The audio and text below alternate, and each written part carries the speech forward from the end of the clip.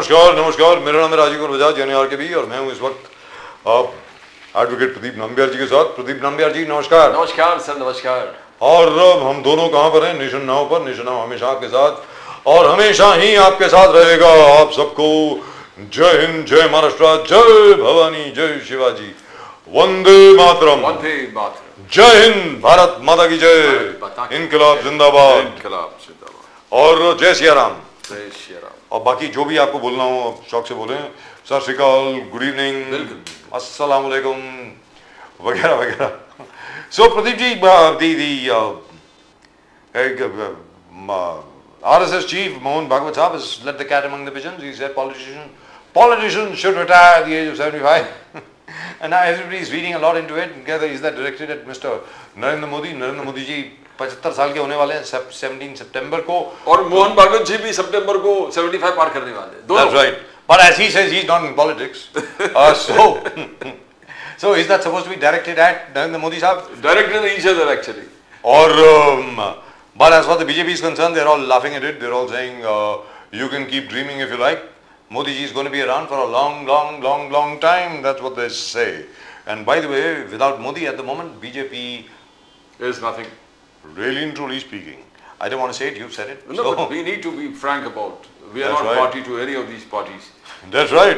No, and let me make it clear. Not because we don't want to be, because nobody wants us. Let's be very clear. At least nobody wants me.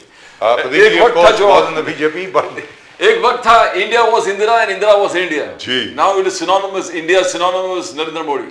Well, Modi is done well.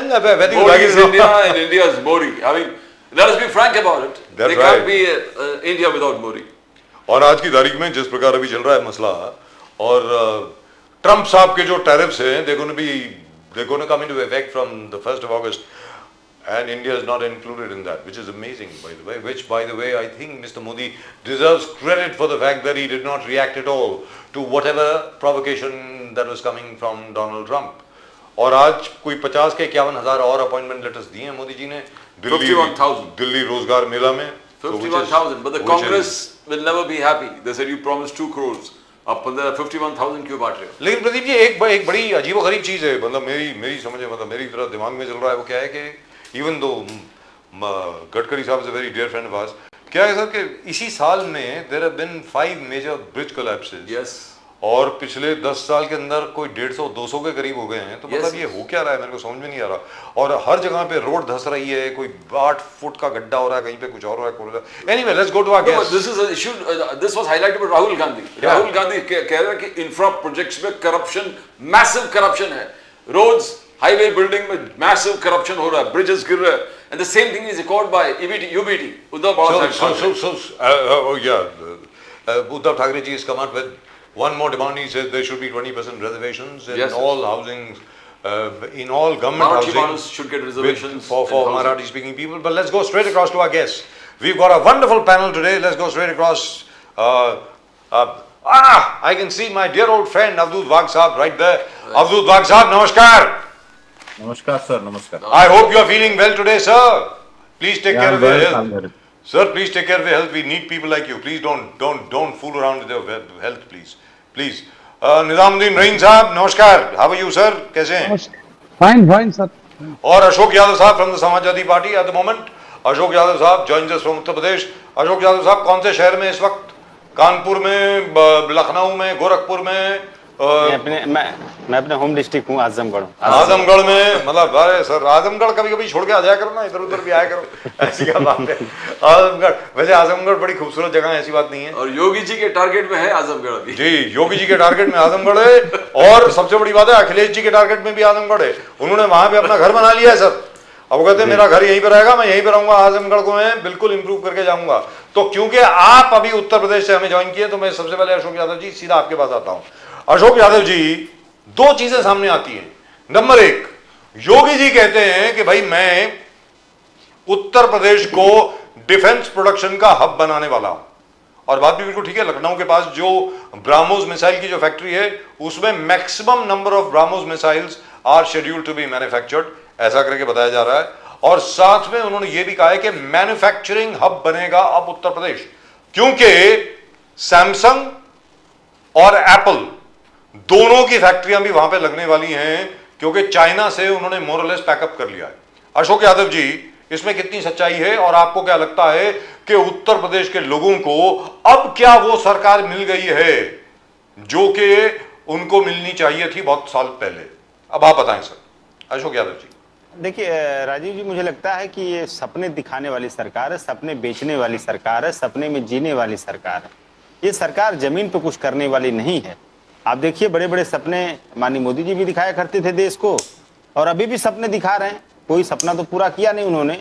Same thing is also here ji with Yogi ji. Yogi ji भी वही सपने बेच रहे हैं, ये बना दूंगा। अब इन्वेस्टर समिति इन्होंने बनाई थी, आपको पता होगा कि फर्जी लोग आके बैठ गए थे वहां टाई बेल्ट लगा करके। और तो और कुछ लोग तो ऐसे थे जो उत्तर प्रदेश के 75 जिलों में लोगों के साथ टाई अप फर्जी कर करके लोगों को चीट भी कर लिए। और अभी जो जितने भी एमओयू उन्होंने साइन किए हैं, सरकार को तो कम से कम एक चीज उसको मुझे लगता है कि एक व्हाइट पेपर शो करना चाहिए कि जो एमओयू उन्होंने अभी तक साइन किए हैं अपने 8 सालों के कार्यकाल में, उन एमओयू को कितनी चीजें धरातल पर उतरी हैं, इंप्लीमेंटेशन का पार्ट कितना है। अभी डिफेंस हब बनेगा, ये हब बनेगा, मोबाइल हब बनेगा, ठीक है हब बनेगा। अभी तो 1 ट्रिलियन इकोनॉमी की भी बात कर रहे थे योगी जी, मोदी जी 5 ट्रिलियन की बात कर रहे थे, तो सोचे कि हम भी 1 ट्रिलियन बोल देते हैं, बोलने में क्या जाता है। तो इस तरह की चीजें कर रहे हैं, ठीक है आप, लेकिन जो चीजें आप दिखा रहे हो उत्तर प्रदेश की जनता को, वो कुछ तो 10%, 5% तो उसको जमीन पे लाके दिखाओ। आपने 8 साल में किया क्या?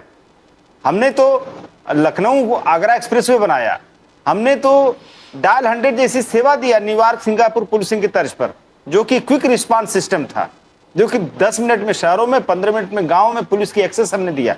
हमने 10-90 दिया। हमने तो उत्तर प्रदेश को मतलब एक तरह से हमारे राष्ट्रीय जी कहा करते थे कि अमेरिका ने सड़कें बनाई, सड़कों ने अमेरिका को बना दिया। इस तर्ज पर हमने 75 डिस्ट्रिक्ट हेडक्वार्टर्स को 4 लेन से जोड़ने का खाका बनाया था, और काफी हद तक हमने उसको अचीव भी किया।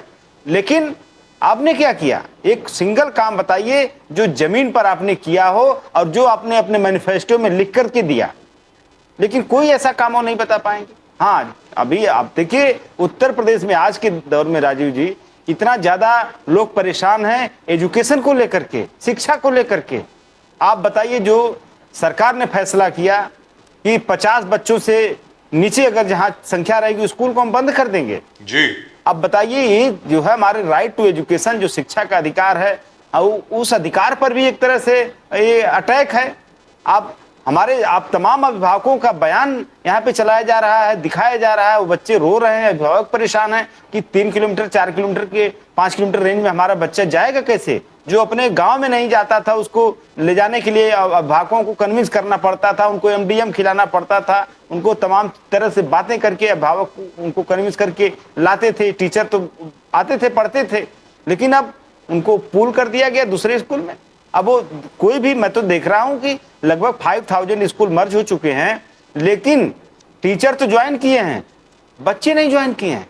5000 स्कूल में मैं कई स्कूलों का, लखनऊ कई स्कूलों का सर्वे मैं देख रहा था कि नॉट इवन सिंगल स्टूडेंट जो कि वहां ज्वाइन किया हो।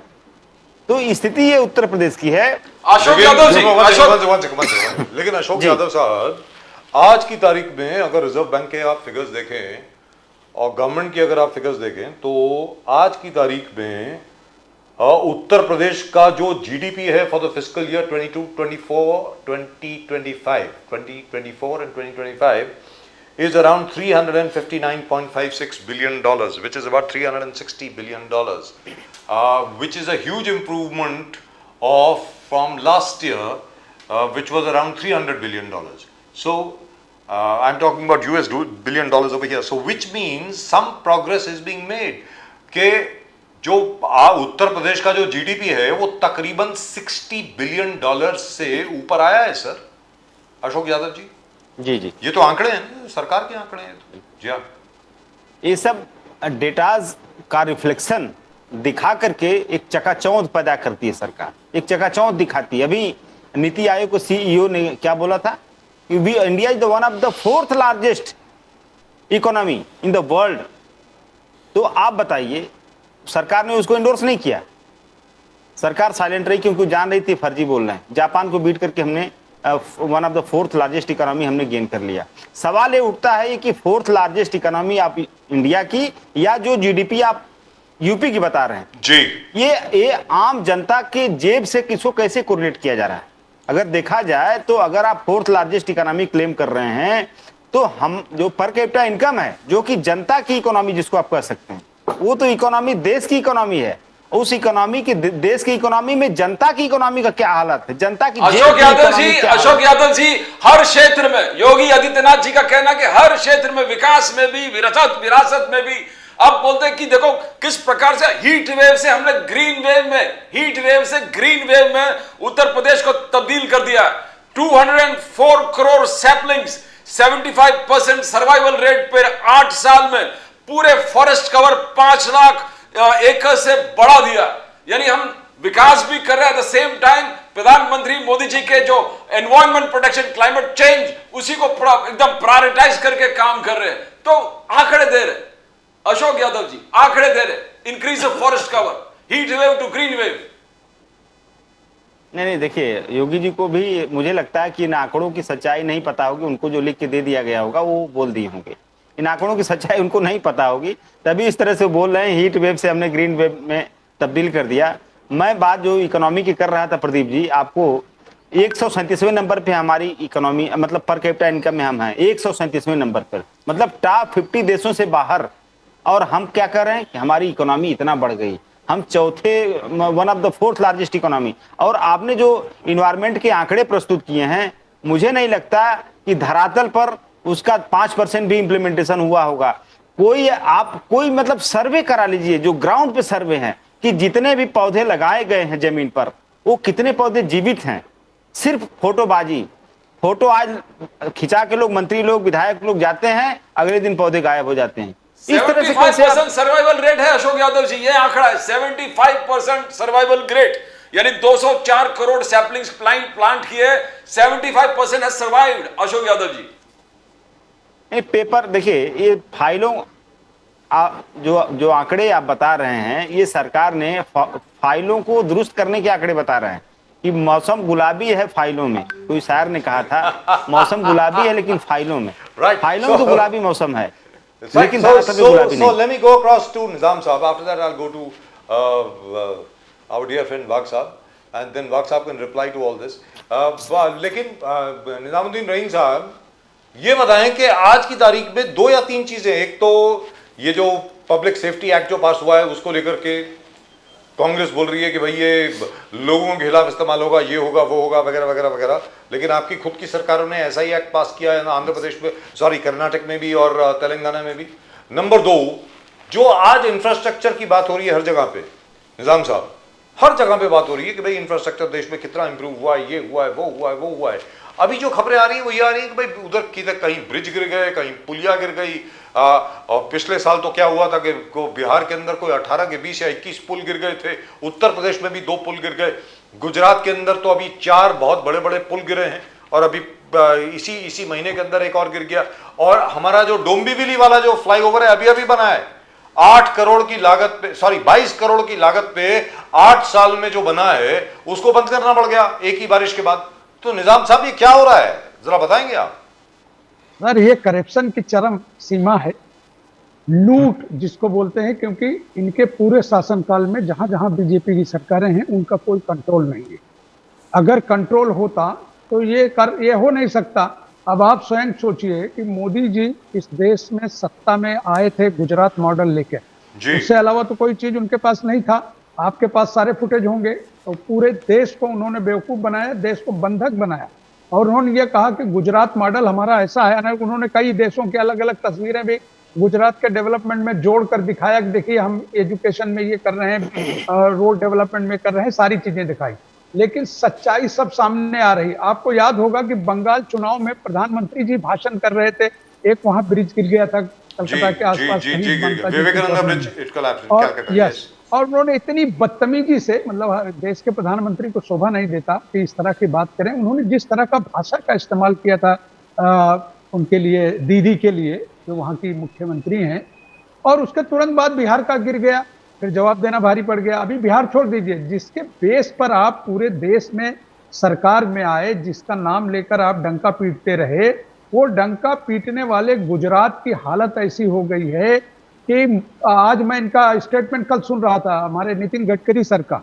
उन्होंने कहा कि हम बख्शेंगे नहीं किसी को और हम किसी गलत काम होने नहीं देंगे। अरे सब तो हो गया, अभी आप होने देने नहीं देने से आपके आंख नाक खुले कहाँ हैं? आप गुजरात में किसी की हिम्मत नहीं है कि वहां के व्यापारियों से जाके बहस करे, क्योंकि सारे व्यापारी नरेंद्र मोदी और वहां के मुख्यमंत्री के साथ डायरेक्ट हैं।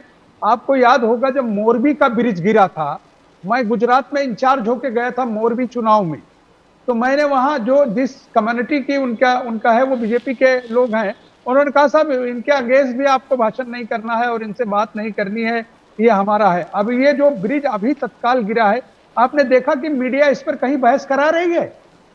आप सोचिए कि जो मीडिया पूरे हिंदुस्तान के चुनाव को सिर्फ और सिर्फ गुजरात मॉडल बता करके पूरे देश को बेवकूफ बनाया, आज वो मीडिया कहां है? आज गुजरात के हर जिले में ऐसे ब्रिज गिरेंगे। आप देखिए, ये आनंद का जोड़ने वाला गिरा, मोरबी का गिरा, बड़ौदा का गिरा, मतलब ये सब तो हो ही रहा है। इसके अलावा वहां जितने बड़े पैमाने पे भ्रष्टाचार है, और आपको एक घटना शायद याद होगी, अभी पता नहीं आपको ध्यान में है, नहीं तो आप नेट पे अभी देख लीजिए, इनको दिखाइए हमारे मित्र वाक साहब को, कि जब मोदी जी मुख्यमंत्री थे बजाज साहब जी, तो उन्होंने देश के सामने कहा कि हमारे यहाँ गुजरात में पेट्रोल निकल आया है और 21,000 करोड़ रुपया गुजरात का उन्होंने लूटा, लोगों में लुटा दिया, दिखाने में, बनाने में, और एक चम्मच भी जो है, एक चम्मच भी पेट्रोल वहां नहीं निकला। और उसके बाद ये प्रधानमंत्री भैया गुजरात का मॉडल दिखा के वो यानी लूट और करप्शन की जननी हो गई है गुजरात, और वहीं का सारा असर महाराष्ट्र निजामुद्दीन में भी। निजामुद्दीन साहब, मोदी साहब ने रोजगार मेड़ावा में 51,000 अपॉइंटमेंट लेटर आज बांटा है। 51,000, फोर्थ लार्जेस्ट इकोनॉमी, मैं बोलता हूं फोर्थ लार्जेस्ट इकोनॉमी तो है, G20 में सबसे फास्टेस्ट ग्रोइंग, G7 के सबसे फास्टेस्ट ग्रोइंग, अब fastest growing economy in the whole world. तो इतने तरक्की आपके सामने दिख रहा है, फिर भी आप आलोचना बोलिए। 140 करोड़ का देश है, 140 करोड़ का देश है नामबिहार जी। महामहिम सहित सबको मैं कहता हूं कि भारत के प्रधानमंत्री ने देश की जनता के सामने लिखित तौर पर बीजेपी के मैनिफेस्टो में यह कहा था कि हर साल 2 करोड़ लोगों को रोजगार देंगे, ये उनका ही कहना था ना नामबिहार जी। तो अगर 2 करोड़ दोगे तो 11 साल का मतलब 22 करोड़ हुआ। 22 करोड़ में 22 लाख नहीं दे पा रहे, 50 लाख की जो वो बात कर रहे हैं, उतना तो राहुल गांधी की बर्थडे में प्राइवेट दे दिया। अभी दिल्ली में जिस दिन राहुल गांधी का बर्थडे था, आपके पास फुटेज होगा, दिखाइए कि राहुल गांधी के बर्थडे पे प्राइवेट कंपनी उसको जोड़कर उतना रोजगार दे दिया। अरे आप सोचिए कि जिस देश की आबादी 150 करोड़ होने जा रही है, उसके यहाँ अगर आप 50 लाख देने की बात करते हैं तो ये तो शर्म की बात है ना सर। यूपीआई ट्रांजैक्शन, नहीं सर सुनिए ना, बोलिए सर। एक तरफ आप कह रहे हैं कि हम पूरी दुनिया में सबसे बेहतर इकोनॉमिक तैयार कर रहे हैं, और उसी देश में आपके पास हालत यह है कि 80 करोड़ लोगों को 5 किलो अनाज देकर बंद कराया जाए, मुंह चुप बंद कराया जा रहा है। आप कौन सी बात कर रहे हैं? किसको रोजगार देने की बात कर रहे हैं? अगर आप रोजगार देने की बात कर रहे हैं तो 80 करोड़ लोगों को 5 किलो अनाज किस बात का दे रहे हैं आप? इसी बात का दे रहे हैं कि आप निकम्मे हैं, आपके पास कुछ नहीं है। ये भी कर रहे हैं मोदी जी, गरीब का भी देख रहे हैं और उद्योगपतियों को भी दे रहे हैं। यूपीआई ट्रांजैक्शन, गरीब का यही देख रहे हैं ना कि यूपीआई ट्रांजैक्शन कर रहा है। यूपीआई ट्रांजैक्शन नंबर 1 पूरे दुनिया में, 18 बिलियन मंथली ट्रांजैक्शन, $18 बिलियन और मंथली। ये छोटे से छोटा वेंडर भी यूपीआई ट्रांजैक्शन कर रहे हैं। ये तरक्की बात है, पूरे देश सराहना, पूरा देश, पूरा दुनिया तारीफ कर रहे हैं। क्या हालत है आपको मालूम नहीं इकोनॉमी की? आज घरों में क्या हालत हो गई है? अगर आपको याद हो तो लाखों धनजन खाते खुलवाए थे, 90% बंद हो गए बैंकों में, और जो पैसे बैंकों में उन्होंने 500 रुपए डाल के खोले थे खाते, वो पैसे भी कट गए उसमें से। उनको देने वाला भी कोई नहीं है। किसी बैंक के सीईओ को बुला के पूछ लीजिए, या नेट पे आज ही सर्च कर लीजिए, 2 दिन पहले की रिपोर्ट है कि रिजर्व बैंक ने क्या हालत कर दिया और आपको क्या कह दिया रिजर्व बैंक ने अभी। रिजर्व, उसके अलावा छोड़िए, आप गडकरी जी वहां महान नेता हैं इस देश के, हम लोग उनकी बड़ी कदर करते हैं, अपोजिशन भी उनका बड़ा रिस्पेक्ट करता है, उनके खिलाफ पार्लियामेंट में बहुत कम कोई आदमी बहस करता है। उस आदमी का स्टेटमेंट 4 दिन पहले देखिए कि गडकरी साहब ने क्या कहा है कि देश की क्या हालत होने वाली है, जिस तरह से अगर यही हाल रहा तो देश बर्बाद हो जाएगा। गडकरी साहब का बयान है। कोई निजामुद्दीन रहेंगे या कांग्रेस का स्टेटमेंट नहीं है। Right, so let me go to बस- Abdul Wahab साहब. Right, Nizam साहब, मैं Yes. आपके पास आता हूँ वापस. Abdul Wahab साहब, sir, infrastructure seems to be collapsing in a lot of places. I agree, it's very, very high profile. A few bridges here and there doesn't really mean that the entire infrastructure is collapsing. But at the same time, in the last 10 years, there have been about 120 to 150 bridge collapses. और हाल ही में समृद्धि मार्ग के ऊपर sir इतने बड़े बड़े गड्ढे हो गए हैं, 8 फुट का गड्ढा, मतलब and so on. What is going on over here, sir? Don't you think the government should take this very seriously and all those contractors should be in jail? वाघ साहब, मैं समाजवादी पार्टी के हमारे दोस्त और कांग्रेस के हमारे दोस्त दोनों का भी जो भाषण था मैं बहुत अच्छी तरीके से सुन रहा था। जी 2014 के पहले ये दोनों भी पार्टी को रिंग वॉर्म हो गया है। ये रिंग वॉर्म अच्छा करने के लिए दवा लगाने की जरूरत होती है, लेकिन ये अपनी जूनी स्टाइल से सिर्फ अपना ही तन को खुजाना, अपनी ही चमड़ी को खुजाना उन्होंने चालू किया है। उनसे थोड़ा टाइम उनको ही बहुत अच्छा लगता है, लेकिन वो रिंगवॉर्म बढ़ते जाता है, उससे कुछ होने वाला नहीं है। मुझे मेरी पार्टी की तरफ से दोनों को भी शुभेच्छा मैं इसके लिए देता हूं कि आप आपके इस प्रकार के बयान ऐसे ही जारी रखो, हम और आगे बढ़ते जाएंगे। Now I will come to your question. Yes sir, definitely infrastructure जो होता है, तो इंफ्रास्ट्रक्चर में करप्शन तो था ही, अभी भी होता है, लेकिन अभी उसकी मात्रा बहुत कम हो गई है। पहले इंफ्रास्ट्रक्चर में अभी जो आपने ब्रिजेस के लिए बात की थी, जी। वो ब्रिजेस कब बनाए थे? वो ब्रिजेस जब बनाए थे तब सब कांग्रेस के कालखंड में बनाए थे। इसके लिए बहुत पैसा खा के कमीने लोगों ने निकम्मे ब्रिजेस बनाए जो अभी गिर रहे। बहुत दुर्भाग्यपूर्ण घटना है, लेकिन ये सरकार ने भी अभी एग्जिस्टिंग सरकार है, उसने उसकी मरम्मत करनी चाहिए, उसका रिपेयर मेंटेनेंस करना चाहिए, लेकिन उसका पूरा का पूरा दायित्व भारतीय जनता पार्टी या कोई भी स्टेट होने दो, उस स्टेट को देना, 100% दायित्व देना ठीक नहीं है। लेकिन as a ruling party we should without any hesitation should accept the whole responsibility of such things on our shoulder. एक लीडर होने के नाते, एक नेता होने के नाते, एक राष्ट्रीय पक्ष होने के नाते और रूलिंग पार्टी होने के नाते हम यहां से भाग नहीं सकते। इसके लिए ऐसी सभी घटनाओं का जो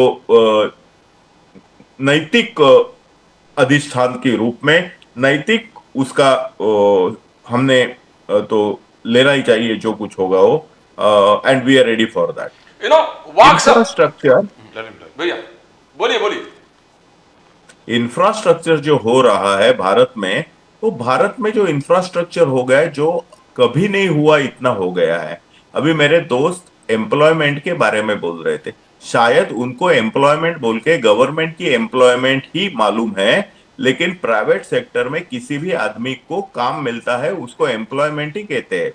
जब हजारों करोड़ लाखों करोड़ रुपए का इंफ्रास्ट्रक्चर आता है, तो वो इंफ्रास्ट्रक्चर हवा से नहीं आता है और चांद तारों से नहीं होता है। उसके लिए आर्म्स लगते हैं, हाथ लगते हैं, शक्ति लगती है, आदमी लगते हैं, और हजारों लाखों लोग जब काम करते हैं तब इंफ्रास्ट्रक्चर तैयार होता है। राजीव जी, मैं खुद अभी 15 दिन पहले जाके आया। नवी मुंबई में जो एयरपोर्ट बन रहा है, वो एयरपोर्ट में जो वर्कर्स काम कर रहे हैं उनके लिए उनमें से एक वर्कर बीमार था, जो मेरे दोस्त का रिलेटिव था। उसने मुझे उत्तर प्रदेश से फोन किया और बोला कि ऐसा ऐसा बीमार है, उसको डेंगू हो गया है। इसके लिए मैं गया, तब देखा कि कम से कम 6000 लोग, महाराष्ट्र का उसमें से एक भी आदमी नहीं था। कोई झारखंड के थे, कोई उत्तर प्रदेश के थे, कोई मध्य प्रदेश के थे, और कहां से थे, इररिस्पेक्टिव ऑफ देयर स्टेट। यहां आके रह के 6000 लोग काम कर रहे। अभी as far as they are concern, आप उनको एम्प्लॉयमेंट मिली है कि नहीं मिली है, क्या समझना चाहिए? रोड पे काम करने वाले जो लोग हैं, जो मैसन्स है, मजदूर है, काम करने वाले लोग हैं, वो क्या बेरोजगार है क्या? और यदि ये सभी लोग बेरोजगार है, वो खाते कैसे, पीते कैसे, काम कैसे चलाते? तो इसके लिए जो भगवान अपने को मुंह देता है वो दाना भी देता है। भारत में मुझे लगता है कि जिसको जॉब चाहिए उसको जॉब मिलेगा, लेकिन उसको जो चाहिए वो जॉब मिलेगा उसकी गारंटी कोई नहीं ले सकता। ना हम ले सकते हैं, ना विरोधी पार्टी ले सकती है। वाक साहब, यदि कल वाक साहब विल मोदी जी अभी पूरे दुनिया विश्व में है कि Modi is India, India is boring, and you सबसे पहले आपने कहा कि 11वां अवतार है नरेंद्र मोदी साहब। But now RSS chief Mohan Bhagwat ji ने 75 इयर्स का जो जिक्र किया हाल ही में एक दो दिन में, किस प्रकार से देखते हो आप? Is it just to pressurize the BJP presidential election that is going on, or does Bhagwat ji mean it because he is also going to reach 75 years in September, sir? वाक साहब। प्रदीप जी, कल ये विषय था, कल या परसों, तब हमने पार्टी ने इस विषय पे जाना नहीं है ऐसा निर्णय ले लिया था, जो ये रिटायरमेंट का विषय है उसमें। लेकिन आज आपने मुझे विषय के बारे में बोला नहीं, मैं आया और आपने सवाल पूछा। अभी मैं टाल नहीं सकता हूं, इसके लिए मैं संक्षिप्त में उत्तर उसका दूंगा। ना मुझे इससे भागना है, ना मुझे उसका उत्तर भी देना है, क्योंकि ये पार्टी लाइन है। देखिए, कोई भी ऑर्गेनाइजेशन चलता है, वो ऑर्गेनाइजेशन पॉलिटिकल पार्टी होने दो, एनजीओ होने दो, नहीं कोई भी होने दो, वो अपनी संगठन की जो ढांचा है और जो घटना है उससे पास चलता है। राष्ट्रीय स्वयंसेवक संघ आपको मालूम है 2025 में स्थापन हुआ, लेकिन उसको कोई भी लिखित घटना नहीं थी। 1948 में महात्मा गांधी की हत्या के बाद 1949 में फर्स्ट टाइम संघ की घटना लिखी गई। उसके बाद में ऑफिशियल स्टेट पे संघ की घटना आई। संघ एकमात्र ऐसी संगठन है जो कम से कम 25, 23, 24 बरस चली without any written document of organisation. उसके बाद में 1948-49 में संघ की जो घटना आई, उस घटना से संघ चल रहा है और संघ उस प्रकार से चलेगा। Bharatiya Janata party being the largest political party in India, Bharatiya Janata party जो है वो भारतीय जनता पार्टी की घटना से चलेगी। और तीसरी बात है कि as far as the people's representative act is concern, which is as per हमारी जो डॉक्टर बाबा साहेब अम्बेडकर ने लिखी हुई घटना है, उस घटना के अनुरूप लोग किसी को जिताएंगे। कोई खड़ा हो सकता है, नहीं हो सकता है, that is as per people's representation act. तो ये तीनों भी जो चीजें हैं वो पीपल्स रिप्रेजेंटेशन एक्ट, इसका मतलब है भारत की राज्य घटना, भारतीय जनता पार्टी की घटना और राष्ट्रीय स्वयंसेवक संघ की घटना से है, और तीनों भी अपने अपने घटना से चलेंगे। राइट वाक साहब, there is one thing which I must ask you, और ये बहुत मतलब हर बार जब ये बात होती है, like for example all of us से विद ग्रेट प्राइड, हम बड़े गर्वान्वित होते हैं सुनकर के। यादव साहब, अशोक यादव साहब, सुनने वाली बात है, निजाम साहब आप भी सुने कि भाई भारत जो है अब चौथी बड़ी इकोनॉमी बन गई है।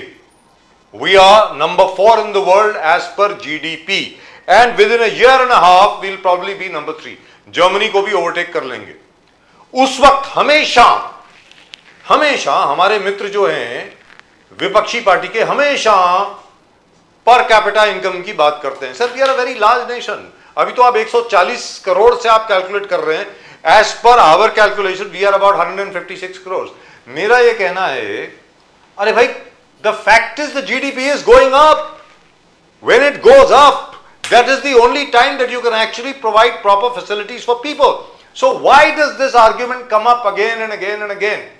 अगर ऐसा ही करना है तो परचेजिंग पावर पैरिटी के मुताबिक, there is something called TPP, purchasing power parity के मुताबिक the number 1 country in the world is USA, number 2 is China and number 3 is India. By the way, purchasing power parity के हिसाब से India is number 3 according to per capita. Certainly we are way behind because we are about 150 crore people. Wagh साहब, आप बताएं please. See, I am thankful to you because you have explained it very well. Thank you very much. पहली बात है कि Bharat 8 number से 7 number, 6 number, 5 number, 4 number, 3 number, 2 number जाना ऊपर, यह हमारे सभी के लिए irrespective of any political party अभिमानास्पद बात है कि नहीं, यह पहला सोचना चाहिए। हम बाद में दूसरी बात करेंगे, लेकिन एक दिल से, एक मुख से, एक वाक्य से हमको कहना है कि as a country we have become number 4, number 3, number 2, number 1। So हमें उसका अभिमान होना चाहिए, पहली बात है। दूसरी बात है, किसी ने कहा कि सरकार ने कभी घोषित नहीं किया। भैया, सरकार कभी भी ये घोषित नहीं करती कि हम नंबर 1 है। इंटरनेशनल इकोनॉमी के जो फोरम होता है और निधि आयोग होता है, उनको ये डिक्लेयर करना है, आरबीआई को डिक्लेयर करना है। सरकार को कोई अधिकार नहीं है बताने का कि हमारी अर्थव्यवस्था अभी 4 नंबर पे है, 5 नंबर पे है। That is point number 1। दूसरी बात है कि पहला ऐसा एक था, 2 या 3 बस से चालू हुआ था, उसके बाद में हम दो हमारे 2 चालू हुआ था, बाद में हम 2 एक ही बस, ऐसा चालू हुआ।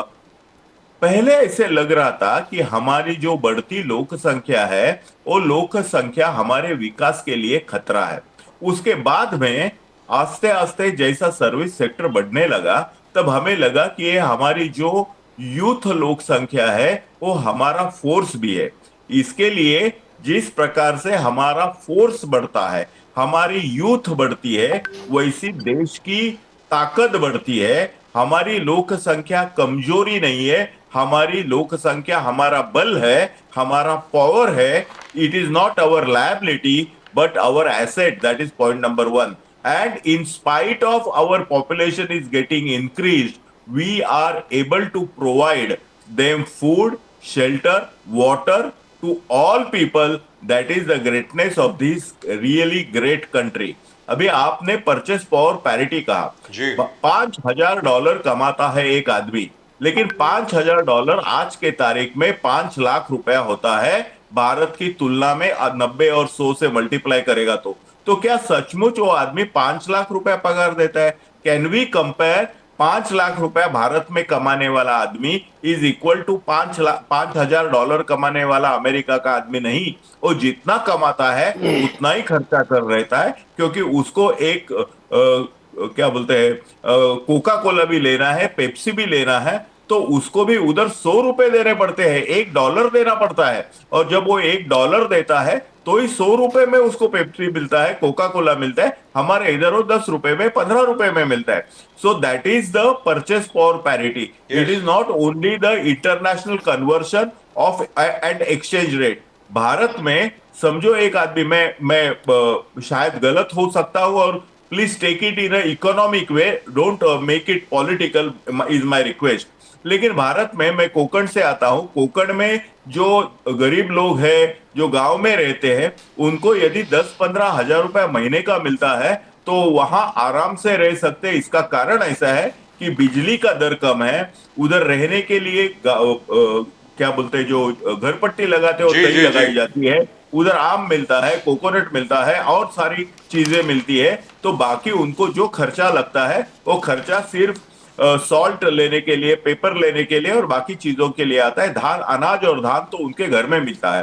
सो we have to consider this aspect also. बहुत अच्छा आपने मुद्दा उठाया परचेस पावर पैरिटी का। मुझे लगता है कि जब हम लोगों ने बात करना चाहिए तो हमारी पॉपुलेशन हमारा लायबिलिटी नहीं तो एसेट है, और हम जो ऊपर जा रहे हैं 8वें स्थान से 5वें, 5वें से 4थे स्थान पर, जो 3रे स्थान पर हम लोग जाएंगे, उसके बारे में मुझे लगता है कांग्रेस के लोग होने दो, समाजवादी पार्टी के लोग होने दो, भारतीय जनता पार्टी के लोग होने दो, कोई होने दो, सच्चे भारतीय को उसका अभिमान होना चाहिए। बाकी बहस तो हम लोग करते रहेंगे, पॉलिटिक्स तो हम लोग करते रहेंगे, एक दूसरे को गाली तो देते रहेंगे, लेकिन यदि देश बढ़ता है तो मेरी हाथ जोड़कर विनंती है, कृपा करके उसमें से गलतियां जरूर निकाले, लेकिन एक स्वाभिमान अपने मन में रहना चाहिए। नहीं तो यदि आप उतना भी नहीं करेंगे तो हम बोलेंगे कि आप देश के प्रति वफादार नहीं है। राइट। सो भाग साहब, let me go across to Ashok Yadav साहब। अशोक यादव साहब, जो एक इशू आपने रेज किया, वेरी इंपॉर्टेंट इशू, ये पहली बार मैं गर्व के साथ कह सकता हूं कि एक समाजवादी पार्टी के ही प्रवक्ता ने इस चैनल पर, नेशन नाउ पर उठाया था। सबसे पहली बार ये यहीं पर उठा था सर, पिछले साल, कि उत्तर प्रदेश की सरकार की योजना है कि 25,000 स्कूल बंद करने वाले हैं, 27,000 स्कूल बंद करने वाले हैं, और उनको मर्जर का नाम दिया जा रहा है।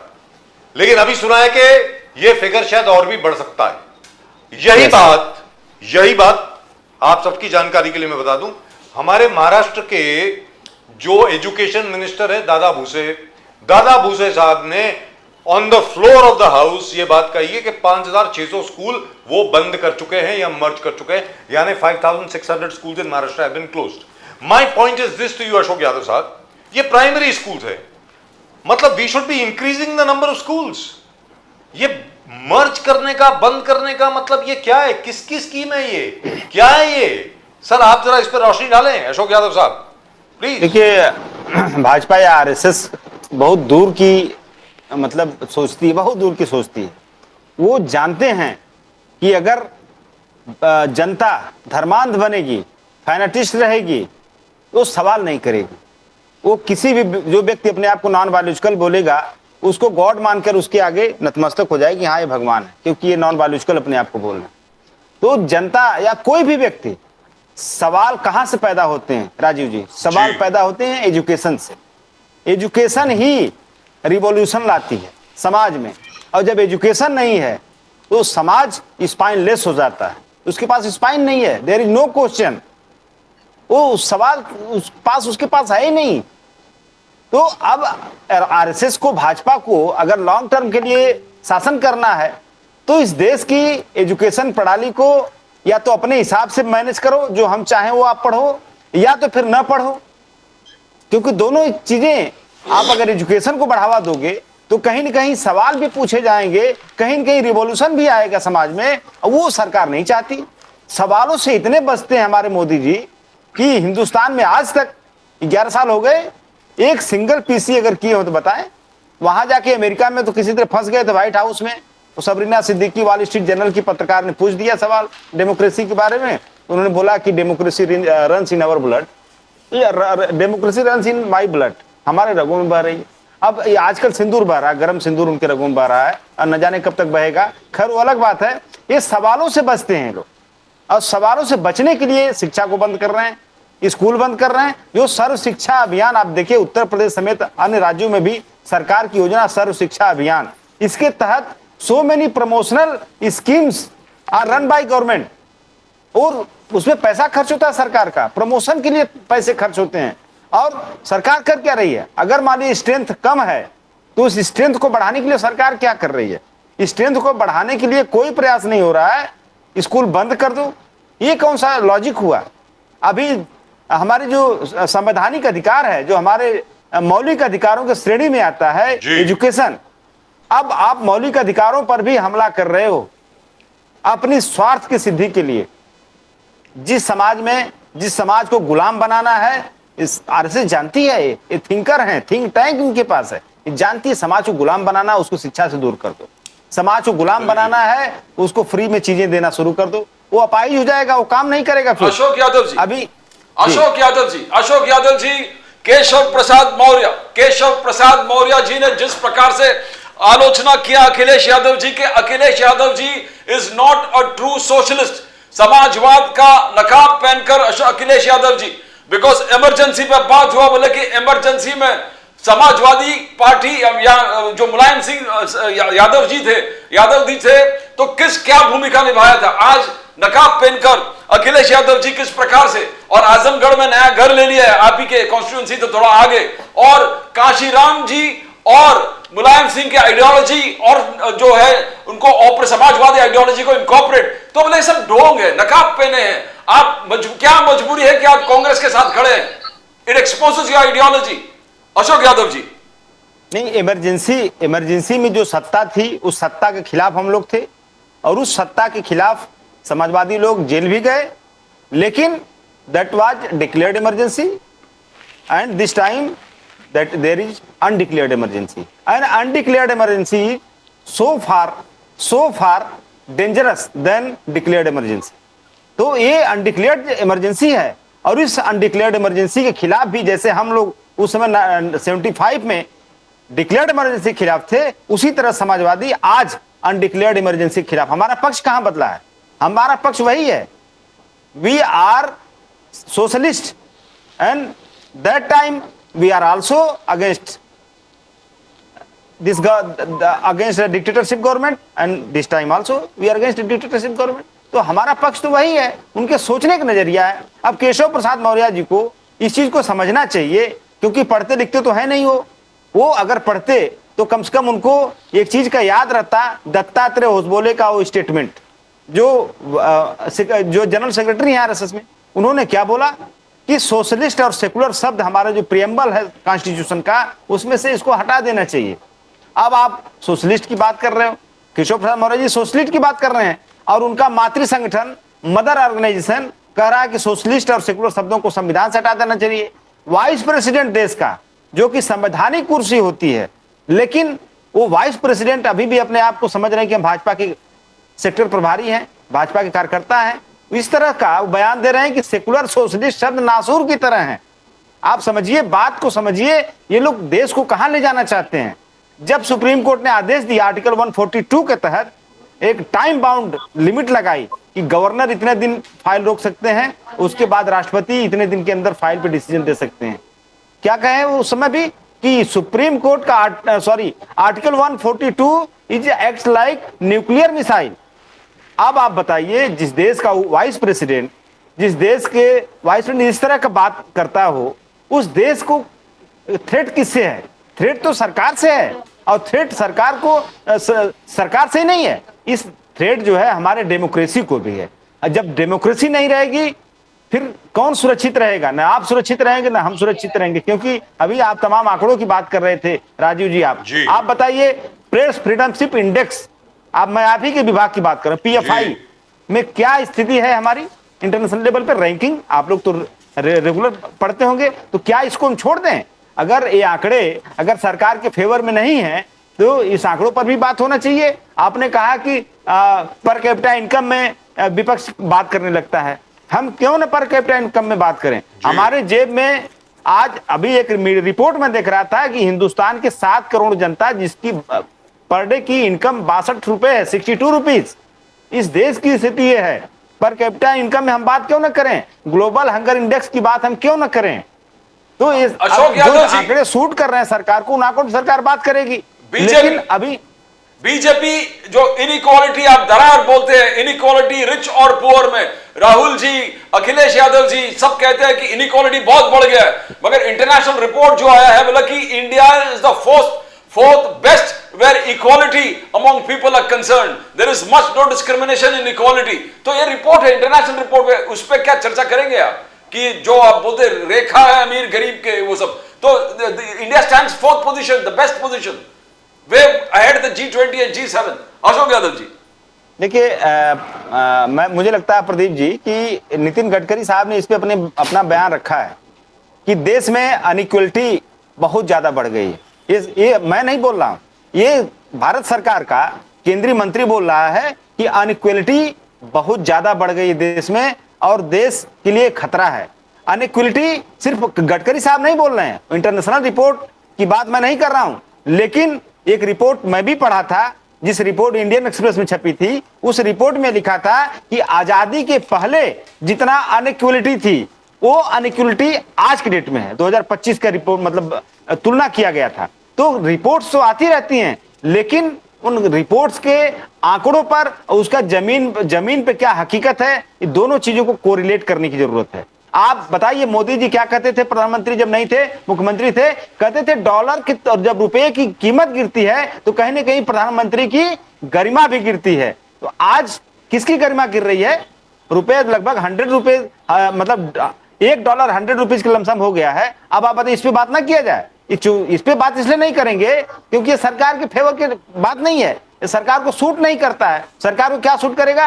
India is the 4th largest economy in the world. अरे भैया, मैं sir, today the dollar as of right now which is 751, that is 1951 hours today, on the 12th of July is 85 rupees 86 paisa. So it has held steady now for the last 3 to 4 years. 3 to 4 years, even the Reserve Bank of India says 83 rupees to 86 rupees is acceptable. That's what they say considering the present situation. But you are absolutely right कि जब dollar की कीमत तकरीबन 65 रुपए हो गई थी तो मोदी जी का ये बयान आया था, इसमें कोई दो राय नहीं है। निजाम साहब, अब आप ये बताइए कि स्कूल्स बंद करने का क्या मतलब हुआ? मतलब तो सर, मैं मानता हूं, एक पूरी बात सुन ले। मैं मानता हूं कि अगर कहीं स्कूल चल रहा है जहां से 20 से कम विद्यार्थी हैं वगैरह, तो विद्यार्थी ज्यादा लाने की कोशिश करनी चाहिए ना, उसके बजाय हम लोग स्कूल बंद कर रहे हैं। अब आप बताएं निजाम साहब। नहीं, मैं इस एक और उसमें जोड़ना चाह रहा हूँ। यादव जी ने बहुत बढ़िया से उनको बताया। आपने देखा कि अभी हिंदुस्तान के जितने बड़े इंडस्ट्री से सब भाग रहे हैं, सारे पैसा ले वाले सब। जी, जा रहे हैं 4300 से ज्यादा इंडस्ट्रीज चले गए सर, जी, गए सब भारत छोड़ रहे हैं। इसका जी, क्या गए। माने है? जी, ये जो ड्रामा बीजेपी कर रही है ना, पेपरों के आंकड़े, उनके सारे राज खुलने ही वाले हैं। बाद में वो अधिकारी भी जेल जाएंगे जो उनको इस तरह के धोखेबाजी की चीजें बना के दे रहे हैं। आप खुद देखिए ना, आज अभी सर्च करिए, 4700 से ज्यादा इंडस्ट्रीज जी। हिंदुस्तान छोड़ चुके हैं। तो वो कौन सा डेवलपमेंट हो रहा है, कौन से पैसा देश में है जिसके लिए वो नहीं रुक रहे हैं? तो इसका मतलब है कि या तो उनका लॉ एंड ऑर्डर खराब हो रहा है, उनके साथ जाती हो रही है, या तो इनके लोग वसूली करने पे तुले हुए हैं, और या फिर जो है ये सब धोखा है और वो बेचारे अपने कारोबार को लेकर दूसरी जगह जा रहे हैं। और बड़े बड़े इंडस्ट्रीज, ऐसा नहीं कि भाई हमारे पास खाली 50 करोड़, 100 करोड़ से ऊपर के 4300 से ज्यादा इंडस्ट्रीज आपका देश छोड़ दिया, और ये बताने को तैयार नहीं है, इस पर बहस ही नहीं करते। उसी रिजर्व बैंक की रिपोर्ट है जिस पर बहस हो रही है। तो मैं ये जानकारी जो है, बीजेपी को अच्छे से पता है कि हमारा ढांचा किसी दिन भी ध्वस्त हो जाएगा, तो वो हो उससे पहले ये दूसरे ड्रामे चालू कर देते हैं। स्कूलों को जो बात है, आप देखिए पिछले 5 साल में आप देखिए कि जो स्कूलें बड़ी बड़ी लैंड जिनके पास अच्छी ज्यादा जगहें थी, वो स्कूलों को ये कन्वर्ट करके प्राइवेटाइजेशन करके प्राइवेट लोगों को दे रहे हैं। आप देखिए अभी बहुत सारे स्कूलों के लिए अडानी की एप्लीकेशन आई है, भूसे साहब के वेबसाइट पे चेक करा लीजिए। ऐसे हर जगह का हो रहा है। इसका मतलब यह है कि बड़े पैमाने पर सरकार जो है स्कूलों को बंद करेगी, शिक्षा को महंगी करेगी, क्योंकि शिक्षा का जो व्यापारीकरण हो रहा है वो बड़े बड़े इंडस्ट्रीज के लिए किए जा रहे हैं। थोड़े दिन के बाद जैसे सारे एयरपोर्ट बिक गए, अब सरकार के पास अपना कोई एयरपोर्ट नहीं। जैसे अभी एयर इंडिया की जो घटना हुई, सारे फ्लाइट्स आपके बिके हुए हैं, वो मंत्रालय खाली है, बेरोजगार है उसका मंत्री, खाली वो बैग लेके जाता है, बैग लेके आता है, उसके पास कोई काम नहीं उस मंत्री के पास। वही हालत एक दिन आगे 2-5 सालों में अगर इनकी सरकार इसी तरह रह गई, तो शिक्षा का पूरा जो बिकेगा वो इंडस्ट्रीज के पास चला जाएगा। और इन स्कूलों में भी, जहां आज मराठी 5000 कितना आपने बताया, 6300 स्कूल मराठी के बंद कर दिए जी। वो स्कूल बंद इसीलिए किए जा रहे हैं कि वो इनको देना है किसी को। Right, Ashok Yadav ji, thank you very much for joining us, God bless you, जय हिंद जी। बोलिए। तो उनको देना है स्कूलों को। तो प्राइवेट सेक्टर में जो इनके मित्र आ रहे हैं, जैसे मुंबई, आप तो मुंबई के हैं, आपने मुंबई में देखा कि सारी जमीनें लूट कर ये अडानी को दे रहे हैं, दूसरे को भी नहीं दे रहे। अगर आप एक ही व्यक्ति को पूरे देश की जमीनें देंगे तो इसका मतलब कि कुछ तो राज है ना। अभी उन्हीं को आप एजुकेशन भी दे रहे हैं, सारे एयरपोर्ट, यहां तक कि जो इससे पहले एयरपोर्ट का इंचार्ज था जिसने लिया था, जेबीसी कुछ क्या नाम था, जीवीके, उसके यहाँ ईडी की रेड डाला, उसके ऊपर केस बनाया, उससे जब तक एयरपोर्ट उसने रिटर्न नहीं किया तब तक इन्होंने उसको नहीं छोड़ा और उसको जेल भेज दिया। उसके बाद वो उस एयरपोर्ट को भी इन्होंने जो है उसको दे दिया अडानी को। तो ये भी बड़ी प्लान है इनकी कि जैसे कि हमको एजुकेशन सेक्टर को पूरा का पूरा प्राइवेट सेक्टर में लेके जाना है, और ये सारा का सारा मुझे उन्हीं लोगों को देना है जो मोदी के आसपास होंगे। हाँ बोलिए सर, एक मिनट। दूसरी चीज, अभी हमारे वाक साहब को लग रहा होगा, वो जो भी आरएसएस से बीजेपी से जहां भी बात करें, हालत ऐसी हो जाएगी कि जो कारोबार अभी चल रहा है, देश का सारा हिसाब किताब गुजरात के पास चला जाएगा। हम तो यूपी से आते हैं, महाराष्ट्र में बड़े हुए, 40 साल से यही हैं। अभी हम जब कुंभ था तो हम गए थे वाक साहब कुंभ में, जितनी चीजें वहां टेंडरिंग हुई थी या जितनी चीजें ठेकेदारों को दी गई, 99.9% सिर्फ गुजरातियों को दिया गया, सिर्फ अहमदाबाद और सूरत और बड़ौदा के लोगों को दिया गया। आगे आने वाले दिनों में भी आप खत्म हो जाएंगे और ये सब बेच के भाग जाएंगे। जैसे नीरव मोदी भाग गया, दूसरे भाग गए, 10-12 गुजराती भाग गए ना, ऐसे ये भी सब भाग जाने वाले हैं। इसलिए अभी भी वक्त है, आप महाराष्ट्र की जनता के निजामुद्दीन साहब के लोगों के बारे में सोचिए। फडणवीस साहब ने डिटेल्स दे दिया, तरक्की, इंफ्रास्ट्रक्चर डेवलपमेंट, तरक्की महाराष्ट्र में किस प्रकार से, 36 डिस्ट्रिक्ट्स महाराष्ट्र के सर, 24, सुनिए ना आंकड़ा, 24 एयरपोर्ट्स, उसको इंक्रीज करके 30 एयरपोर्ट्स बढ़ाने वाले हैं। अरे वो मुंबई, बहुत दूर की बात मुंबई, है सर, नवी आप यहाँ मुंबई, भिवंडी, वाधवान खाना और ऑफशोर, कल्याण सुनिए, चलिए। Wadhwan offshore, Amravati, Namdev balance development, पूरे नामदेव सुनिए ना, जी, बैलेंस देखिए, डेवलपमेंट। ऐसा नरेंद्र आपके मोदी राज के में मराठवाड़ा को छोड़ दिया था, जी। विदर्भ को छोड़ दिया था, अमरावती टेक्सटाइल सेक्टर बनेगा, नासिक डिफेंस सेक्टर बनेगा, आप छत्रपति देखिए, संभाजी पेपर पे नगर आंकड़े- EV manufacturing hub of the world. तो क्या तरक्की इस प्रकार से बैलेंस हाँ जी, आप डेवलपमेंट। मेरे को अब बताइए कि फडणवीस साहब ने अपनी तरक्की में कौन सी इंडस्ट्री लगाई इस महाराष्ट्र में?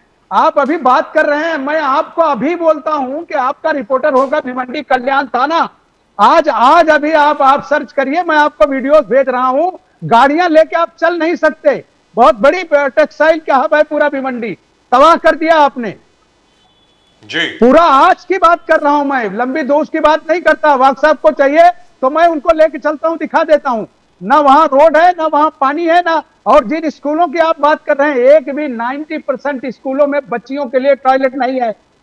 और अभी जो शर्मनाक घटना थाना में हुई है, जिसमें मुख्यमंत्री ने वहां के प्रिंसिपल को अरेस्ट कराया, वो घटना भी इनके लिए शर्म की ही बात है, क्योंकि इनकी सरकारें इससे पहले भी कल्याण की घटनाएं हुई हैं। तो वो सब चीजों पर ये बात करने को तैयार नहीं है। जो महाराज आप डेवलपमेंट, इनका किसने कहा कि आप गुंज न करिए? आप बहुत अच्छा बोलते हैं हमारे फडणवीस जी, बड़ी सुंदर शब्दों में वो व्याख्या करते हैं, ऐसा लगता है कि बिल्कुल सच्चाई उनके मुंह से सब टपक रही है। लेकिन आप उनकी सच्चाई का आकलन तो करिए। आपके पड़ोस में थाना है, आपके पड़ोस में मीरा रोड है, आपके पड़ोस में कल्याण है। अगर आप गाड़ी ले जाके और अच्छे रास्ते से जाके आ जाएं, तो आप जो कहिए वो आपको मैं जुर्माना देने को तैयार हूं। इस देश का आज सबसे बड़ा हाईवे बन रहा है, शक्तिपीठ हाईवे, 802 किलोमीटर का। शक्तिपीठ का भी हाल वही आप उसमें, आप कांग्रेस और अपोजिशन उसमें जानबूझ के जरूरत नहीं है, वो भी दलालों के लिए ही बन रहा है शक्तिपीठ। वो भी ठेका किसी को मिलेगा, पैसा सिर्फ खाएगा, सरकार का पैसा आएगा चला जाएगा। अगर आपको कोविड का पीरियड याद हो, तो माननीय प्रधानमंत्री जी स्वयं 20 लाख करोड़ सबको दे रहे थे, इससे कम पे वो बात ही नहीं करते थे। 20 लाख करोड़, 30 लाख करोड़, 50 लाख करोड़, वो गया कहां साहब? और इसकी भी हालत अभी जो समृद्धि का आप देखिए क्या हालत कर दिया। आप उनके फुटेज दिखा दीजिए ना। आज ही मेरे पास 10 वीडियो है, मैं आपको भेज रहा हूं। आप वो वीडियो हमने नहीं बनाया, हम तो मुंबई में बैठे हैं ना। आज इंस्टाग्राम पे वो सारे वीडियो है, आप सर्च करके देख लीजिए। 8-8 फुट के खड्डे हैं सर। अटल सेतु से थोड़ा आगे, अटल सेतु से थोड़ा आगे जाएंगे, थर्ड सबसे बड़ा मुंबई, मुंबई से भी बड़ा मुंबई का स्थापना। वो जब मुंबई में रहने को जगह नहीं होगी तो अपने आप बन जाएगा। वो थर्ड मुंबई के आगे जाइए, न्यू मुंबई में अभी डेवलपमेंट के इतने सारे काम पड़े हैं, जहां आप कुछ नहीं कर पा रहे हैं। कारपोरेशन की बिल्डिंगें बैठ रही हैं, कहां आप बात कर रहे हैं? जब थर्ड न्यू मुंबई जब बनेगा, मुंबई जरूर बनना चाहिए। अगर इनकी सरकार भी बनाती है तो स्वागत है, क्योंकि सरकारों का ही काम है डेवलपमेंट करना। सरकारों का ही काम है, कोई प्राइवेट नहीं करेगा। जी वाघ साहब, there are two things here. दो चीजें हैं जो जरा गंभीर हैं। नंबर एक, जो स्कूल्स बंद हो रहे हैं वो तो मंत्री जी ने खुद ने बताया है, असेंबली में बताया सर, अभी 4 दिन पहले।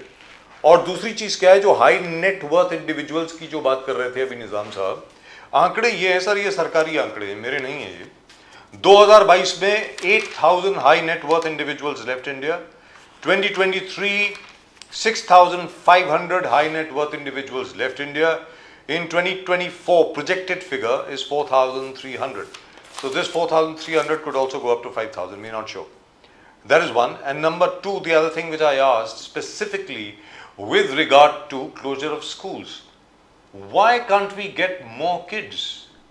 और जहां तक के प्राइवेट स्कूल्स का सवाल है सर, आप देखिए, मतलब क्या फीस चार्ज कर रहे हैं, स्लम ड्वेलर से फीस चार्ज कर रहे हैं।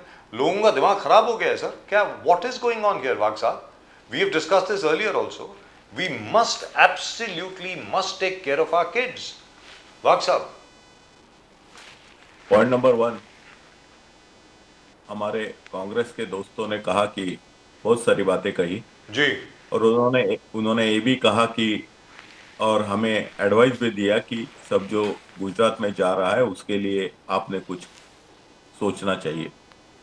इसका जवाब मैं जानबूझकर मराठी में देता हूं। बोलिए सर प्लीज। जे गेली 40 वर्षापूर्वी उत्तर प्रदेशमधून मुंबईमध्ये आणि महाराष्ट्रामध्ये आपली रोजीरोटी कमवायला आले आहेत, त्यांनी महाराष्ट्र कसा चालवायचा आणि महाराष्ट्राने काय करायचं ह्याची चिंता करायचं काही काम नाहीये. महाराष्ट्राने काय करायचं, महाराष्ट्राची नीती काय असली पाहिजे, महाराष्ट्राच्या लोकांची मराठी माती, मराठी भाषा, मराठी संस्कृती, मराठी माती याचं काय करायचं याची चिंता करण्यासाठी आम्ही सक्षम आहोत. माझ्या या मराठीच्या उत्तरानंतर अभी मैं दूसरी स्टेज पे जाता हूं. उन्होंने बहुत सारे आरोप किए कि इतने पैसे खाते हैं उतने पैसे खाते हैं, और एक ही स्टेटमेंट में मैं रिप्लाई देना चाहता हूं कि आदरणीय माजी पंतप्रधान राजीव गांधी जी ने कहा था, जब वो पंतप्रधान थे, उन्होंने कहा था दिल्ली से जब 1 रुपया निकलता है 15 पैसा लोगों के घर में जाता है, 85% बीच में जाता है. मुझे और कुछ बताने की जरूरत नहीं. Now Rajiv ji, let us talk very seriously on both this things. Yes, आपने जो पहला जो ब्रेन का मुद्दा उठाया है कि high earning people are going, और दूसरा एजुकेशन के बारे में, मैं आपको एक तुरंत उदाहरण देता हूं. शेतकरी कामगार पार्टी जो अलीबाग और रायगढ़ में बहुत प्रभावशाली है, उनकी जो मिनिस्टर थी मीनाक्षी पाटिल, उनके चिरंजीव है आसवात पाटिल. अभी अभी वो भारतीय जनता पार्टी में आए, कल तक तो शेतकरी कामगार पार्टी में थे, और Shetkari Kamgar party as a ruling party they were also heading the education committee of Alibag taluka. इसमें एक नागांव बोल के जगह है. It is only 5 kilometres away from Alibag. It is a very developed village. उसमें एक जिला परिषद की स्कूल है. मैं खुद वो स्कूल देख के आया हूं. बहुत ब्यूटीफुल बिल्डिंग है, और उसमें सिर्फ 6 बच्चे लोग हैं, सिर्फ 6 बच्चे लोग, और उनके लिए 8 टीचर है. हर टीचर को 1.25 लाख रुपए पगार है. और टीचर के ऊपर एक हेड टीचर जिसको मुख्याध्यापक कहते, जी. एक सर्वेयर कहते, और बाकी उनकी जो हिरार्ची है. अभी आपने कहा कि बच्चों को लाया क्यों नहीं जाता, कहां से लाने का? अरे पालक ही मराठी मीडियम में डालने के लिए तैयार नहीं है. भले उनकी परिस्थिति हो या ना हो, भले उनकी परिस्थिति, they want to put it in a private school. Now if it is a private school, government has no right to decide कि उन्होंने क्या फीस लगाना चाहिए. मैंने प्राइवेट होटल निकालने के बाद मेरा चाय 300 रुपया नहीं 200 रुपया होना चाहिए और 100 रुपया होना चाहिए, ये बोलने का ना सरकार का हक है ना तुम्हारा हक है. मैंने प्राइवेट होटल है, मैं खाने का दाम क्या लगाऊं, मेरा है. सो इसी प्रकार से ये जो, अरे इतने आईबी स्कूल हो गए हैं, इतने शरद पवार स्कूल हो गए, सब बड़े बड़े नेताओं ने अपने अपने स्कूल खोले हैं. ये तो रिलायंस का स्कूल हुआ है, धीरूभाई अंबानी का स्कूल हुआ है. बहुत बड़े बड़े इंडस्ट्रियलिस्ट ये धंधे में घुसे, बिकॉज दिस इज क्या बोलते हैं, पैसे कमाने का एक माध्यम है. लेकिन हमने जब एजुकेशन में प्राइवेटाइजेशन एक्सेप्ट किया तो ये होना है. लेकिन इसका मतलब ये है क्या कि फालतू स्कूल है. आपको एक इंफॉर्मेशन देता हूं, ये महाराष्ट्र में एक स्कूल है विच हैज कम, जिला परिषद का स्कूल है, पूरे देश के, पूरे वर्ल्ड में पहला जो टॉप 10 स्कूल का जो लिस्ट निकला, उसमें हमारे एक जिला डोंगरगांव नाम का उसका गांव है, और डोंगरगांव का जो स्कूल है जिला परिषद का, it has ranked in the first 10 best schools in the world. यदि ये है, इतना हो सकता है, तो भी यदि पब्लिक की मानसिकता अब पंचायत समिति स्कूल में, जिला परिषद के स्कूल में, म्यूनिसिपैलिटी के स्कूल में डालने की नहीं है, तो मैं राजीव जी आपके बच्चों को उठा के जेडपी के स्कूल में मैं नहीं डालता. अवधूत वाघ बी, डीएमएस, एफएफए, एमआई, एमआईपी, सी, J5 है, लेकिन मैं म्यूनिसिपैलिटी में सीखा हूं, मैं वर्नाक्युलर में सीखा हूं, मैं 4th स्टैंडर्ड तक म्यूनिसिपैलिटी में सीखा. मेरे बाप ने मेरे को म्यूनिसिपैलिटी में डाला, म्यूनिसिपैलिटी में सीखा, वर्नाक्युलर में सीखा, उसके बाद में 11th तक वर्नाक्युलर में सीखा, और आज मैं इधर हूं.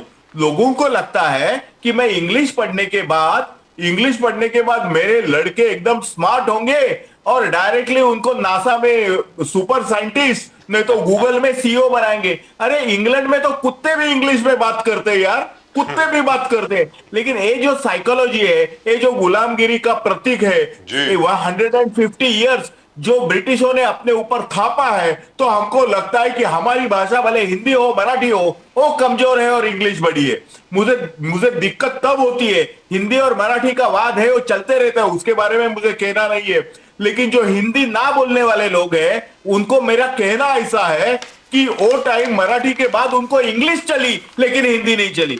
एक फॉरेन लैंग्वेजेस जब चली तब उन्होंने किसी ने बात नहीं की, और जब हिंदी आती है तो हिंदी को विरोध, ये नहीं होना चाहिए। जी। हिंदी एक देसी लैंग्वेज है, और जो देसी लैंग्वेज है वो इंग्लिश होने दो, फ्रेंच होने दो, जर्मन होने दो। मैं किसी भी भाषा के विरोध में नहीं हूं, लेकिन मैं सोचता हूं सभी भाषा समान है।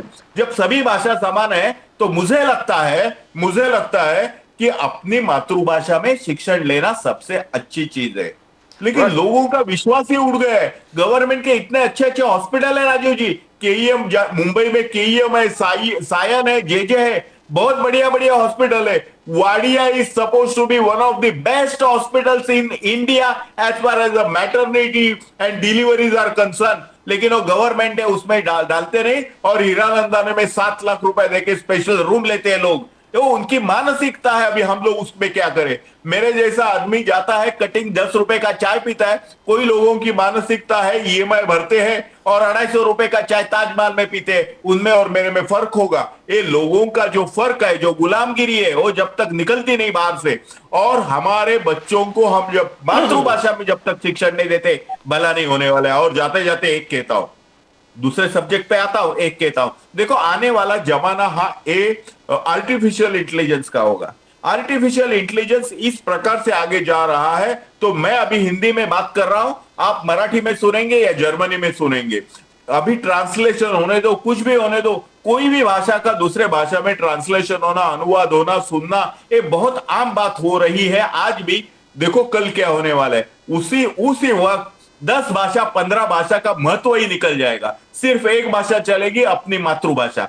यदि हमारी मातृभाषा अच्छी है, यदि हमारी मातृभाषा के ऊपर हमारी पकड़ है, तो दुनिया की कोई भाषा कोई भी होने दो, हम लोग हासिल कर सकते हैं। इसके लिए मुझे लगता है कि भगवान ने हमें जिस माँ के पेट पे दिया है, जिस माँ का शब्द हमारे कान में सबसे पहले आता है, उस माँ का शब्द उर्दू में होने दो, हिंदी में होने दो, कन्नड़ा में होने दो, मराठी में होने दो, या आखिर इंग्लिश में भी होने दो। यदि उसकी माँ की जो बोली भाषा है वो हमारे कान में आती है, वो हमारी मातृभाषा है, और उस मातृभाषा में यदि आगे जाएंगे तो ही मुझे लगता है ये प्रॉब्लम सॉल्व होगा। Wak Sahab, you want to slowly comment, you want to slowly before going comment on जन सुरक्षा बिल जो ऑपोजिशन कह रहा है कि बीजेपी सुरक्षा बिल है। प्रदीप जी एक मिनट, मैंने कंप्लीट नहीं किया। राजू जी ने दूसरा जो बात की है ब्रेनस्टॉर्मिंग का, उसमें जो बात की है कि लोग आते, क्या है मालूम है, आजकल if you spend $1 million, if you invest $1 million, you get a permanent residence in USA।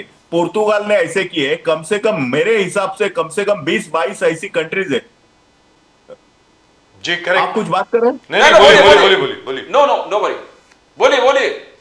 अच्छा, तो कम से कम 20-22 ऐसी कंट्रीज है ना सर, कि जहां आप कुछ पैसा देंगे ना तो आपको वहां का परमानेंट रेसिडेंस मिलता है। फॉर एग्जांपल पोर्तुगीज में बहुत कम पैसा देने के बाद मुझे लगता है 40, 50, 60, 70 लाख रुपए देगा, समझो 1 करोड़ 2 करोड़ देगा, तो आपको पोर्तुगीज का 8 वर्ष के लिए या 7 वर्ष के लिए परमानेंट ये मिलता है। यदि वो आपके पास रहेगा ना तो आपका वीजा का प्रॉब्लम ही निकल गया। आप शेंजन कंट्रीज में आराम से घूम सकते हैं, किधर भी जा सकते हैं, जर्मनी में जा सकते हैं, फ्रांस में जा सकते हैं।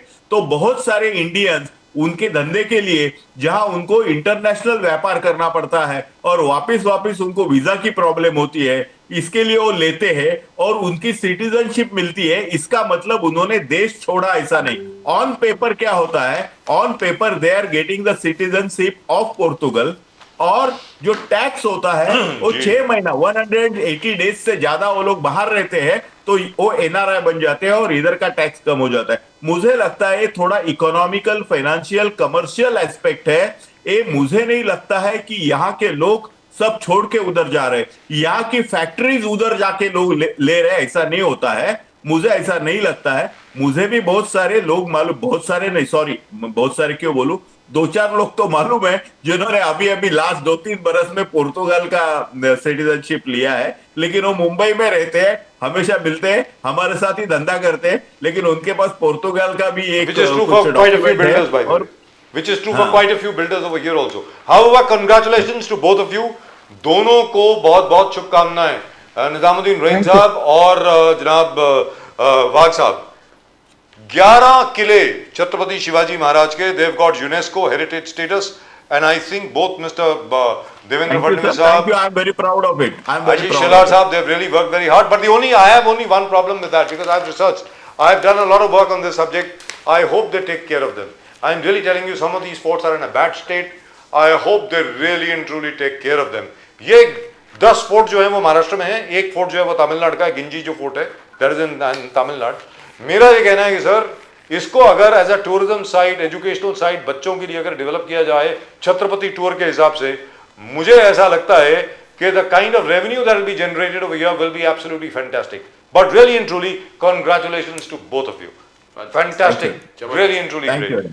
और निजाम साहब, बहुत बहुत शुक्रिया आपका हमारे साथ जुड़ने के लिए, और वाघ साहब आपका भी बहुत बहुत धन्यवाद जुड़ने के लिए। Thank you very much sir, God bless you both, thank Fantastic. You, It was a very नमस्कार good sir, discussion.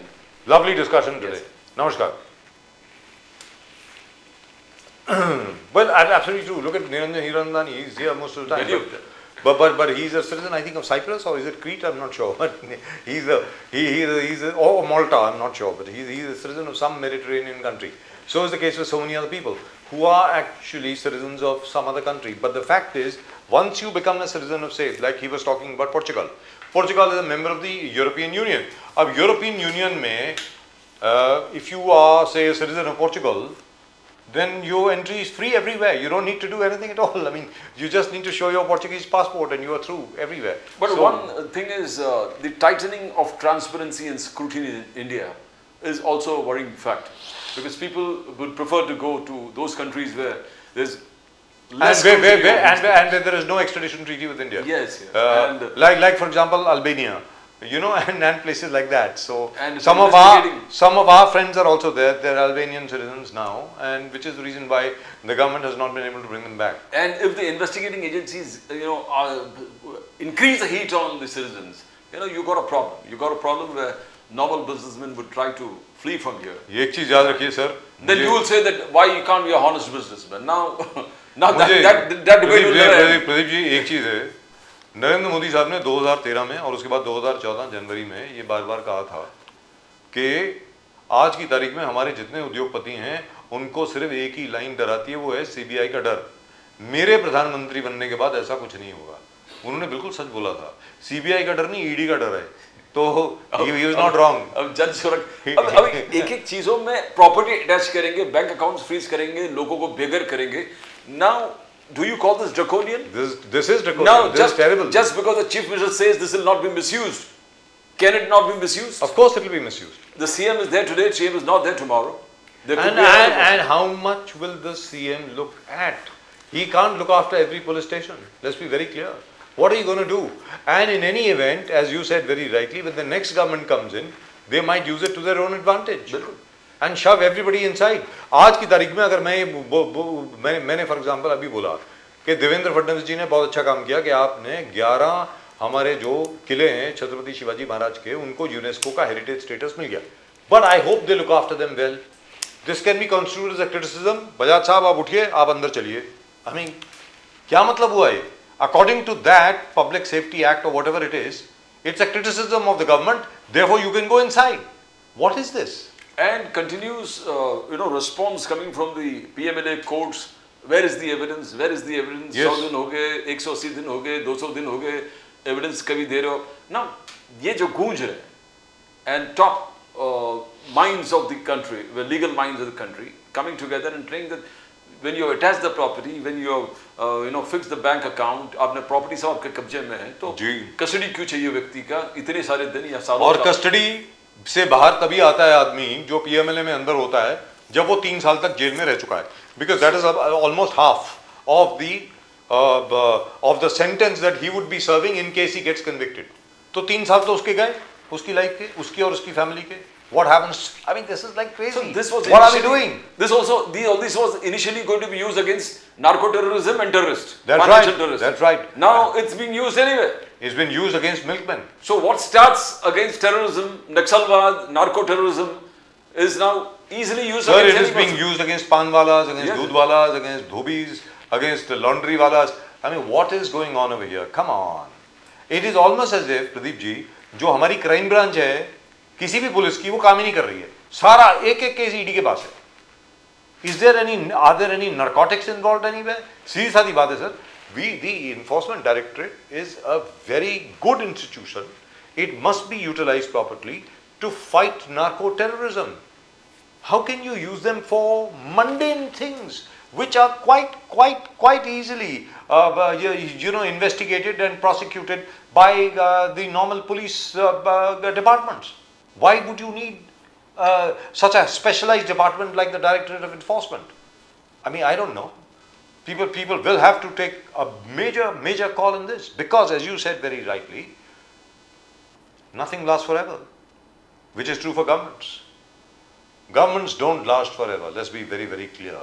Even the strongest people finally have to go. Look at what happened to Joseph Stalin, and look at what happened to his family. Look at what happened to Lenin. Look at what happened to Brezhnev. All these people had to go. Look at what happened to Chairman Mao in China, or Xiaowen Li, or the Gang of Four, which had taken over from Chairman Mao. So this happens.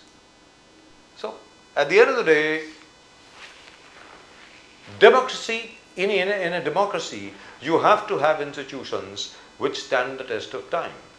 And It's giving sweeping powers to agencies. which is the worst possible thing in the world. At one time, it's like a monster that might come back to you. Which is the worst possible thing in the world, because the fact is they are public servants. They're paid by the public. They're paid by us.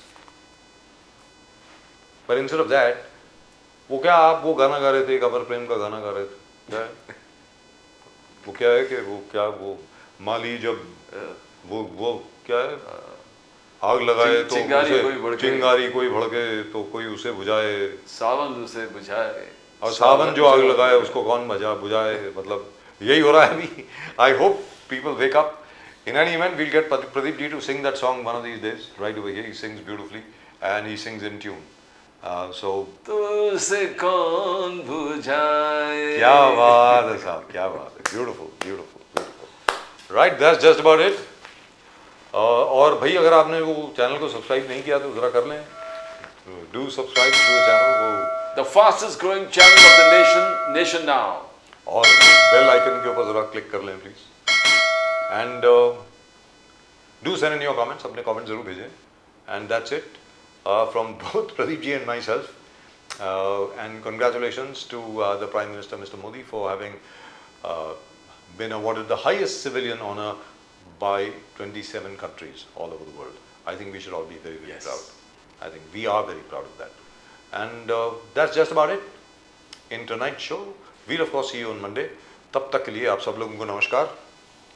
जय हिंद, जय महाराष्ट्र, जय भवानी, जय Shivaji, Vande Mataram. Vande Mataram. Bharat माता की जय. जय Hind. Jai.